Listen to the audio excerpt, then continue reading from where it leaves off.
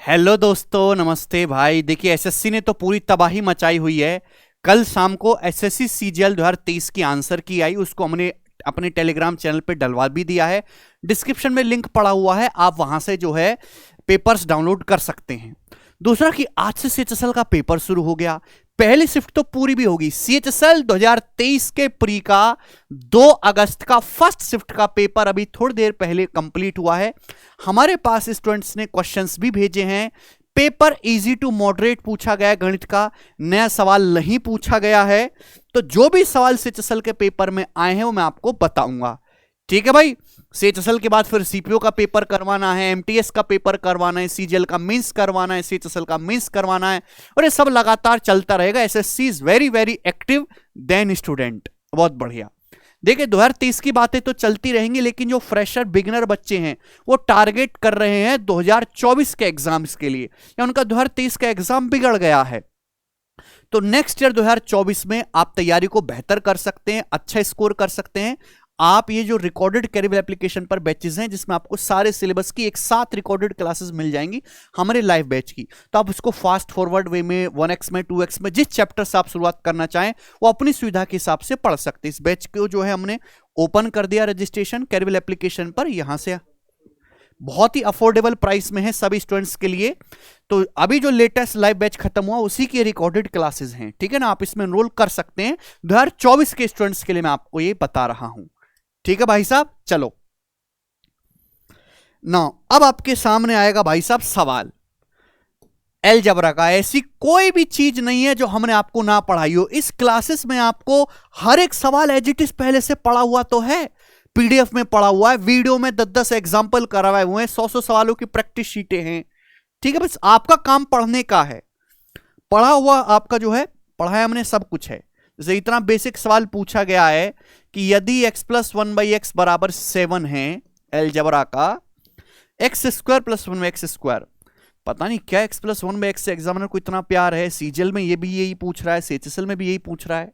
ये सारा algebra x plus 1/x ही है।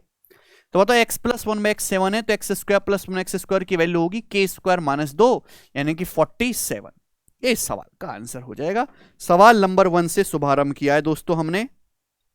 ठीक है जी।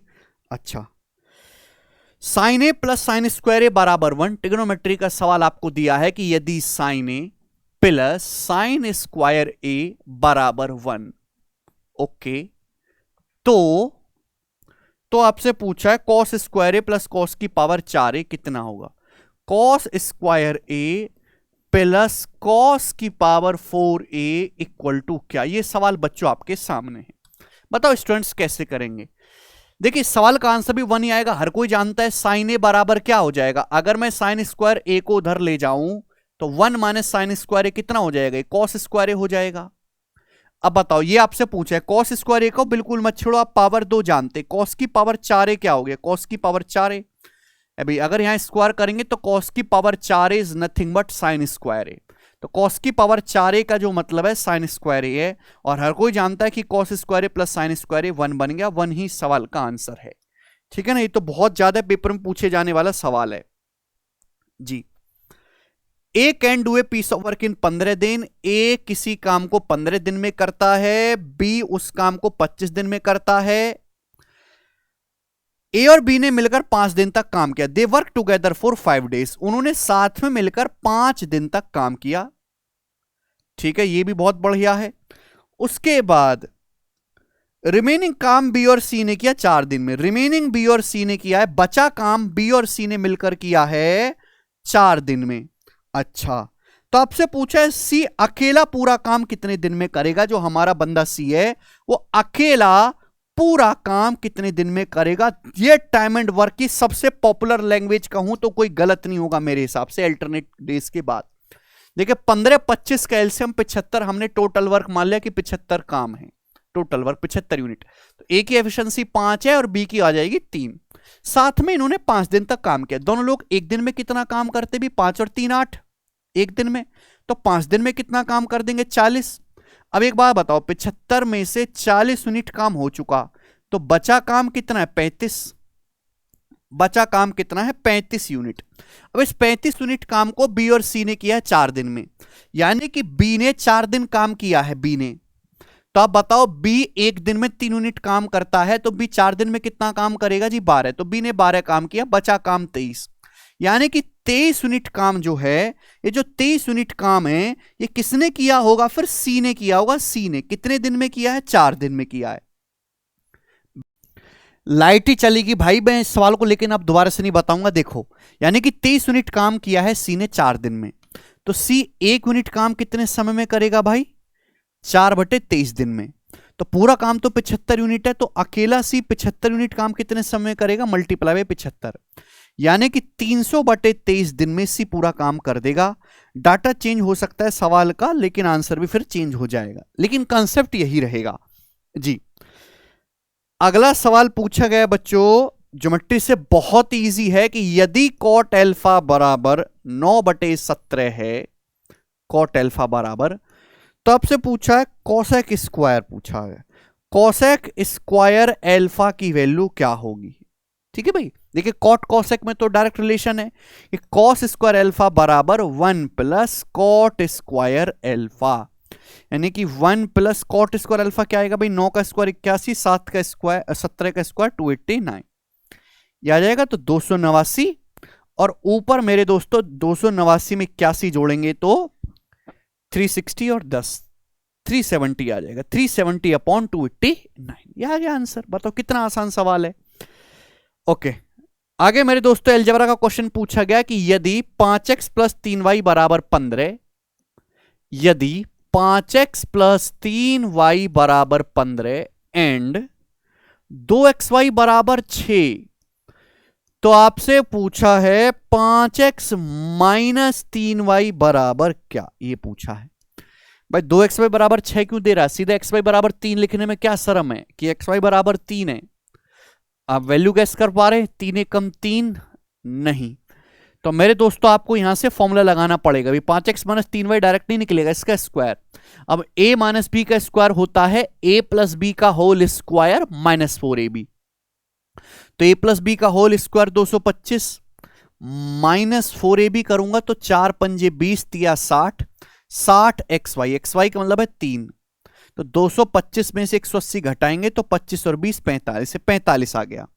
तो 5x - 3y का स्क्वायर 45 है, तो 5x - 3y आएगा ±√45। अब आंसर अगर पॉजिटिव दिया तो पॉजिटिव ले लेंगे, यानी कि +-3√5 इस सवाल का आंसर आ जाएगा। बहुत ही बेसिक और सरल सी बात मेरे दोस्तों ये थी। आगे चलते हैं। एक कोण की हाइट 24 है, सरकमफ्रेंस इसकी 27 पाई है, तो आपसे पूछा है कोण का वॉल्यूम। अच्छा तो मेरे दोस्त कोण है, कोण की हाइट तो 24 है, अब इसकी सरकमफ्रेंस 27 पाई है, ये सरकमफ्रेंस 27 पाई बोला है। तो सरकमफ्रेंस होती क्या है मेरे दोस्तों, 2πr, आपको 27 पाई बोल दी है, तो रेडियस कितनी आ जाएगी जी यहां से 27/2। तो आपसे कोण का वॉल्यूम पूछा है, तो वॉल्यूम बराबर मेरे दोस्तों 1/3, कोण का वॉल्यूम है πr²h। अब 27 का स्क्वायर 729/4 और इंटू हाइट h यानी कि 24, तो 4 × 3 = 12, 2 × 24, तो ये 1458 पाई आ जाएगा वॉल्यूम, 1458 पाई सेंटीमीटर क्यूब। समझे, 1/3 पाई r²h लगेगा। कोई दिक्कत वाली बात नहीं है इसमें, आसान सा सवाल है जी। 12 सेंटीमीटर 13 सेंटीमीटर के दो संकेंद्य वृत्त हैं, तो उस जीवा की लंबाई बताओ जो छोटे वृत्त को स्पर्श करती है। देखो ये सवाल तो सीजीएल में भी बहुत पॉपुलर रहा है कि दो सर्कल हैं मेरे दोस्तों कंसेंट्रिक, यानी कि दोनों का सर्कल जो वो एक ही, दोनों सर्कल का सेंटर वो एक ही जगह है, दोनों की रेडियस है 12 और 13। तो बड़े वृत्त की वो जीवा बताने जो छोटे वृत्त की टेंजेंट भी हो, तो इस प्रकार से आपको बताना है। ये बड़े वृत्त की वो कॉर्ड है जो छोटे सर्कल की टेंजेंट भी है। अब छोटे सर्कल की रेडियस 12 है, बड़े सर्कल की जो रेडियस ये 13 है, सेंटर दोनों का एक ही 90 डिग्री, तो 12 13 5 हो गया ना बच्चों, ट्रिपलेट, ये 5 है तो ये भी 5 हो गया, तो इस जीवा की लंबाई आ गई 10 सेंटीमीटर। भाई मेंटली दिमाग में भी किया जा सकता था सवाल, इसमें कोई मुश्किल वाली बात है ही नहीं जी। ये हो गया। इसके बाद ए और बी 1.2 किलोमीटर का सर्कल है, ए की स्पीड 25, बी की स्पीड 32, दोनों एक साथ कब मिलेंगे? भाई एक सर्कल है, यहां पे बोला गया है, इसकी परिधि है 1.2 किलोमीटर। दो लोग भागना शुरू करते हैं 25 और 32 की स्पीड से। ए की स्पीड जो है मेरे दोस्तों 25 है और बी की जो स्पीड है वो 32 किलोमीटर पर आवर है। दोनों एक साथ कब मिलेंगे? अब ये सेम डायरेक्शन है कि अपोजिट डायरेक्शन है ये नहीं पता। अब 1.2 किलोमीटर का मतलब होता है मेरे दोस्तों 1200 मीटर। तो टाइम बराबर डिस्टेंस बटे रिलेटिव स्पीड। अब सेम डायरेक्शन में रिलेटिव स्पीड क्या आ जाएगी?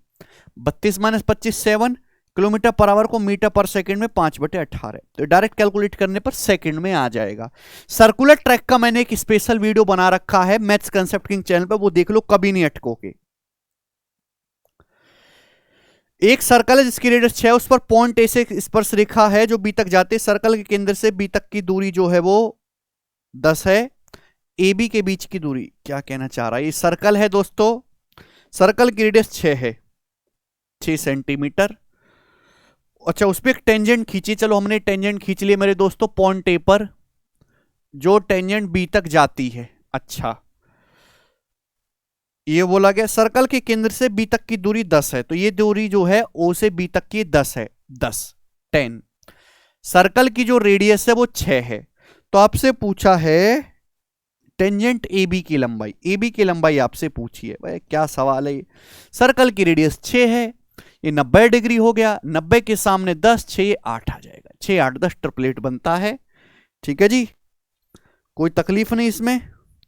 Compound interest for 1 year 9 month is ₹1640। Compound interest जो है 1 ईयर 9 मंथ का कितना है? एक 1640 कह रहा है, एक 1460 कह रहा है। 1640 चलो मान लेते हैं अभी। तो आपसे पूछा है प्रिंसिपल क्या है? प्रिंसिपल 10% पर एनम है, जो कि एनुअली कंपाउंड हो रहा है। क्या हो रहा है? एनुअली कंपाउंड, वार्षिक संयोजित हो रहा है। ठीक है बच्चे, आप बोलोगे हाँ जी सर। देखो 1 ईयर 9 मंथ, इसका मतलब एक साल में 10% ब्याज है, 10%। तो फिर 9 महीने में कितना ब्याज होगा? भाई 9 महीने का मतलब होता है, एक साल में 12 महीने होते हैं, 3/4 साल। तो 3/4 साल में अगर एक साल में 10% ब्याज है, तो 9 महीने में 3/4 यानी कि 15/2, 15/2% आपका ब्याज होगा। 30/4, 15/2% आप बोलोगे हाँ जी सर। यानी कि मेरे दोस्तों आपका ब्याज है 1/10 और 15% की फ्रैक्शन वैल्यू कितनी होती है? 3/20, यानी कि ये ब्याज आपका 3/40। आप बोलोगे हाँ सर 3/40। तो आप सक्सेसिव से भी कर सकते हैं, ट्री बना के भी कर सकते हैं। भाई एक साल में 10% ब्याज है, तो 9 महीने में कितना होगा? 15/2%। तो यानी कि आपका हो जाएगा बच्चों 10 से 11 एक साल में, और ये हो जाएगा आपका 40 से 43। यानी कि प्रिंसिपल अमाउंट का रेशियो क्या आएगा? 400 रेशियो। अभी कितना हो जाएगा मेरे दोस्तों? 11 की 40 में गुणा 440 और 33, 473। यानी कि प्रिंसिपल अगर आपका 400 है तो अमाउंट 473 हो जाएगा। तो ब्याज कितना मिलेगा? 73 की वैल्यू 1640 तो कटेगा नहीं, तो 1460 होगा भाई, फिर 1460 रुपए। तो 73 की वैल्यू 1460 रुपए है, यानी कि दुगुना 20 गुना। तो प्रिंसिपल भी 400 का 20 गुना आ जाएगा, 8000 रुपए प्रिंसिपल है। ठीक है जी, ट्री बना के भी किया जा सकता है, आसान सवाल है, ऑप्शन से भी पिक कर सकते हैं। 11 के डिविजिबिलिटी रूल पे सवाल आया था, 11 के डिविजिबिलिटी रूल पे सवाल आया था। 4 ऑप्शन आपको दिए थे, 4 नंबर बोला है, कौन सा नंबर 11 से डिविजिबल नहीं है, मैंने आपको बता रखा है ऐसा। इनकम 45,000, एक आदमी की जो इनकम है वो 45 के 45,000 है। खर्चा आदमी का जो है वो 33,000 है। इनकम 22% बढ़ गई, खर्चा 11%, सेविंग कितना? तो वे एक्सपेंडिचर सेविंग का डेविएशन लगाएंगे। बताओ बच्चों, एक्सपेंडिचर 33,000 है, बचत है 45 माइनस 33 12,000, किससे आ रहा है? 3 से। 11/4, एक्सपेंडिचर से सेविंग का रेशियो 11/4। आप बोलोगे हाँ जी सर बहुत बढ़िया। हुआ क्या? हुआ ये कि इनकम 22% बढ़ गई, आप बोलोगे जी सर बहुत बढ़िया। खर्चा 11% बढ़ गया। पूछा बचत कितना बढ़ी? अगर इनकम 22% बढ़ी है तो खर्चा, इनकम 22% बढ़े, खर्चा भी 22 बढ़ना चाहिए, बचत भी 22% बढ़ना चाहिए। बचत बढ़ी है 11, 22 से 11 कितना कम है, 11% कम है।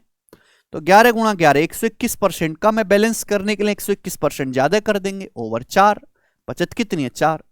अब 121/4 कितना आएगा मेरे दोस्तों, 30.25। तो आ जाएगा 52.22 और 30, 52.25% आपका मेरे दोस्त बढ़ जाएगा।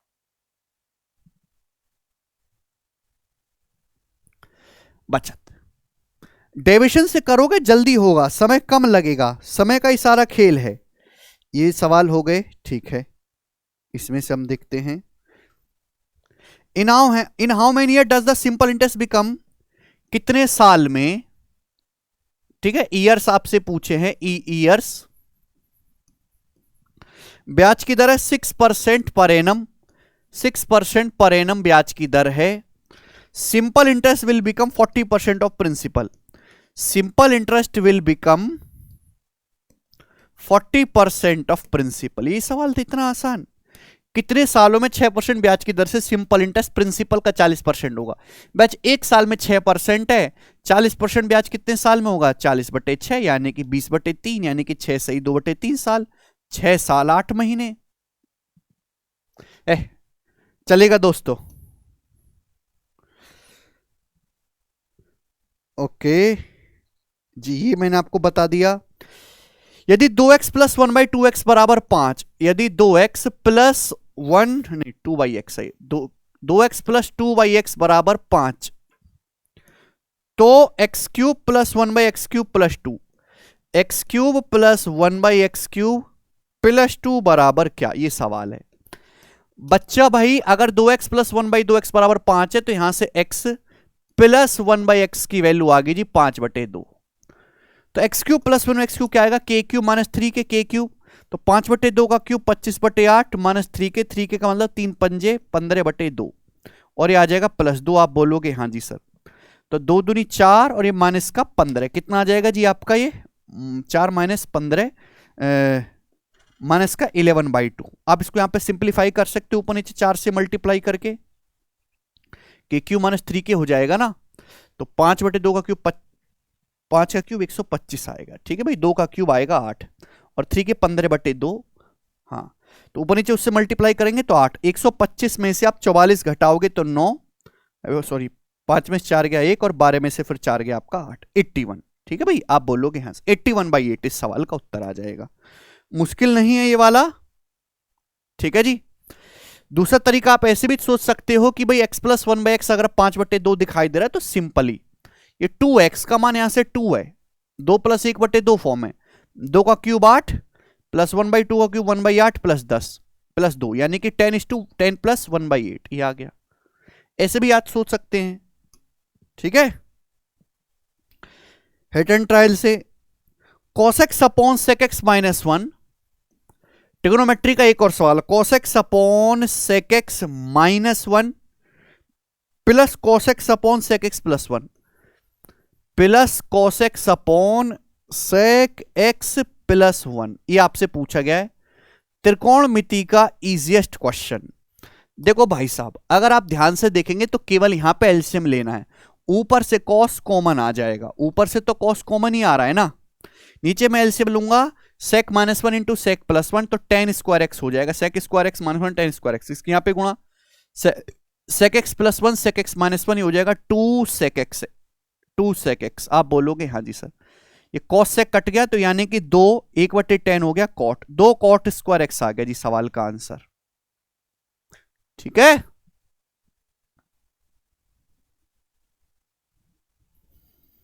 संकेंद्रीय वृत्त हो गया, सर्कुलर ट्रैक हो गया, 45 और 27 था इसका जो था ना, ये जो सर्कुलर ट्रैक वाला सवाल है इसका एग्जैक्ट डाटा जो था वो 45 और 27 है, तभी ये हो पाएगा। ए की स्पीड 45 km/h, बी की 27 km/h, कितने टाइम के बाद ये मिलेंगे, ठीक है ना। अपोजिट डायरेक्शन है और ये डायरेक्शन सेम नहीं है, डायरेक्शन अपोजिट है, 45 और 27, तो 1200 मीटर है भैया। रिलेटिव स्पीड अपोजिट डायरेक्शन में h1 + h2, 45 + 27 कितना आ जाएगा मेरे दोस्तों, 72, 1200 मीटर है, 45 प्लस 27 72। क्लियर है? आप बोलोगे हाँ जी सर। मीटर पर सेकंड में 5/18, तो 18 चौक 72, 1200/20, यानी कि आपका 60 सेकंड 1 मिनट के बाद ही मिलेंगे। ठीक है, रीजनिंग बहुत इजी था। 11 का मल्टीपल ये आपके सामने हो गया। डीआई के 3 सवाल थे, एक कैलकुलेटिव था, 2 इजी थे। ये बच्चा कह रहा है हमारा। इनकम एक्सपेंडिचर वाला सवाल आता ही आता है, आज ही मैंने बैच में समझाया था। प्रपोर्शन का भी सवाल आया, 45-25 का थर्ड प्रपोर्शन, 45 एंड 25 का थर्ड प्रपोर्शन, तृतीय समानुपाती क्या होगा 45 और 25 का। आपको पता है क्या है? ए और बी का थर्ड पोर्शन b² अपॉन ए 25 गुणा 25/45 ही तो है। तो 5×5 = 25 और ये मेरे दोस्तों 9, यानी कि 125/9 आ जाएगा, 125/9। ठीक है। Height and distance lengthy question, tree height something angle 45 degree. अच्छा, हाइट एंड डिस्टेंस का क्वेश्चन लेंदी, ऐसा कैसे हो सकता है? अच्छा, हाइट एंड डिस्टेंस का सवाल है। एक वस्तु का एमआरपी 80% ज्यादा 48% छूट देने के बाद लॉस परसेंटेज बताओ। अच्छा, यानी कि जो आपका मार्कअप है वो आपका 80% है, आपने 48% का डिस्काउंट दिया, 48%, तो प्रॉफिट या लॉस बताओ। तो प्रॉफिट या लॉस परसेंटेज क्या होता है मेरे दोस्तों? मार्कअप परसेंटेज डिस्काउंट परसेंटेज का सक्सेसिव, 80 - 48 और -80 गुणा 48/100। 80 गुणा 48 कितना आ जाएगा भैया? अभी 320 और 64, 384/100, 38.4। तो 80 - 48 32, 32 में से 38.4 घटाएंगे तो माइनस का 6.4% आएगा। ये माइनस साइन आया, इसका मतलब ये लॉस हुआ है, डिक्रीज है। माइनस साइन मतलब लॉस हुआ है, 6.4% का आपको लॉस हो जाएगा। पॉजिटिव आता है तो प्रॉफिट, ठीक है भाई। निगेटिव आता है तो इसका मतलब आपका लॉस हो गया। 10% डिस्काउंट के बाद 20% प्रॉफिट, एमपी से सीपी का रेशियो। ओके, डिस्काउंट है 10%, प्रॉफिट है 20%, मार्क प्राइस से कॉस्ट प्राइस का रेशियो। देखिए सीपी से एमपी का ratio 100 - d upon 100 + p। CP से एमपी का रेशियो 100 - d, 100 100 - 10 90, 100 + p आपका 120, यानी कि आपका आ जाएगा 4:3 एमपी से सीपी का रेशियो। क्लियर है? आप बोलोगे हाँ जी सर। आपसे मार्कअप भी पूछेगा तो वो भी निकाल सकते हैं। बेईमान दुकानदार 1 किलो की जगह 920 ग्राम प्रयोग करता है, प्रॉफिट परसेंटेज। बेईमान दुकानदार 1 किलो की बजाय 920 ग्राम, आज ही शॉर्ट्स बनाई थी भाई इसकी 9 बजे आते ही, सेम 920 ग्राम सामान देता है, प्रॉफिट परसेंटेज बताओ। यानी कि ग्राहक मांगता है 1 किलो चीनी दे दो बाबूजी 1000 ग्राम, आप उसको 920 ग्राम ही दे रहे हैं, पागल बना रहे हैं। यानी कि आपको मेरे दोस्तों 80 का प्रॉफिट हो रहा है 920 पर। आप बोलोगे हाँ जी सर, जो कि कितना है 4 से 2/23, ये आपका प्रॉफिट आ गया, परसेंटेज में इंटू 100%। ठीक है भाई, बोलो। यानी कि 23 × 8 = 184, बचेगा आपका 16, 23 × 7 = 161, अप्रोक्स 8.7% का आपको प्रॉफिट हो गया। 11.25 मीटर लंबी मीनार, 3.15 मीटर लंबा पेड़, एक सीध में एक व्यक्ति पेड़ और मीनार के शीर्ष को देखता है, तो उसकी आंखें और उनके शीर्ष एक सीध में है। व्यक्ति की आंखें 1.8 मीटर ऊंचाई पर है, पेड़ मीनार के बीच की दूरी 45 मीटर है, तो पेड़ और व्यक्ति की दूरी बताओ। वाह वाह वाह वाह, ये वाला सवाल जबरदस्त है भाई, ये मैंने करवाया हुआ है, सीडीएस का सवाल है, देखते हैं मजा आएगा करके। एक ये मीनार है 11.25 मीटर लंबी, अच्छा, और पेड़ है 3.15 मीटर लंबा, और ये आदमी है जो कि 1.8 मीटर है। ये आदमी है 1.8 मीटर लंबा। ये आदमी की आंखें जो हैं उसके माथे में यहां पे हैं, ये आदमी है। अब बोला तीनों के शीर्ष सीधी रेखा में है, यानी कि दिस इज द सीधी रेखा, इस प्रकार से। ठीक है जी, आप बोलोगे हाँ जी सर, ये स्ट्रेट लाइन है। पेड़ और मीनार के बीच की दूरी 45 मीटर है, तो ये भैया पेड़ है और ये आपकी मीनार है। पेड़ मीनार के बीच की दूरी जो है ये हो गया जी, ये 45 मीटर है, 45 मीटर। तो आपसे पूछा है पेड़ और व्यक्ति के बीच की दूरी, यानी कि आपको ये डिस्टेंस बतानी है। तो दिस इज ए ट्रेपेजियम मेरे प्यारे भाई। आप बोलोगे हाँ जी सर बिल्कुल सही, दिस इज ए ट्रेपेजियम। ठीक है जी। अब बताओ 11.25 है, 3.15 है, 1.80 है। अब ये मुझे बताओ कि 45 से कितनी बार जाएगा। 9 से तो जाना ही जाना है। अब 45 से मेरे दोस्तों, 9 से हम इसको पहले ना इसको सिंप्लीफाई कर लेते हैं। इन तीनों की एग्जैक्ट लेंथ की जरूरत नहीं है, आप इनका रेशियो ले लीजिए। रेशियो जब आप इनका रेशियो लोगे तो किससे चला जाएगा मेरे दोस्तों ये, वैसे तो 45 से कटना चाहिए, 45 से कटेगा कितनी बार, 7 बार। और 45 से भी कटेगा, 45 दूनी 90, 45 दूनी 90, 22 और 45 पंजे 125। ठीक है भाई। और 45 से 7 बार और 45 से मेरे दोस्तों ये 4 बार। समझ में? आप बोलोगे हाँ जी सर बिल्कुल सही, कोई प्रॉब्लम नहीं है। हाइट 25 से 7 होगी, यह कितना डिक्रीज हुई, 18। 18 के करस्पॉन्डिंग 45 मीटर है। हाइट 7 से 4 हुई, कितना डिक्रीज हुई, 3। तो 18 से 45 मीटर है मेरे प्यारे भाई। कितना है, 3 की वैल्यू आपसे पूछी है तो बटे 6 है। 18 का बटे 6 3 होता है, तो 45 का बटे 6 कितना आ जाएगा मेरे दोस्तों, 6 सत्ते 42, यानी कि 7.5 मीटर पेड़ और आदमी के बीच की दूरी है। Best solution in the world है। डिफरेंस आप इजीली कर सकते हैं कि भाई जो इनके डिफरेंस का ratio should be the same. ठीक है ना, ट्रेपेजियम का कंसेप्ट हमने यहां पे लगाया है। बोलो यहां तक कोई परेशानी नहीं। इसके बाद चलिए यही सवाल है जो हमको दिखाई दे रहे हैं आज की क्लास में CHSL के। ठीक है ना, अच्छे सवाल पूछे गए। मुझे नहीं लग रहा कि ये पेपर बहुत ज्यादा आसान है और सारे बच्चे इसको पूरा करके आएंगे, नहीं। पेपर अच्छा है और इस तरह का पेपर अगर सेट करते रहे तो बच्चों को तकलीफ हो सकती है। ठीक है, अगर इसके अलावा और भी कोई अच्छा सवाल पूछा जाता है तो मैं उसकी एक अलग से सेपरेट वीडियो बनाऊंगा। ठीक है भाई, चलिए धन्यवाद।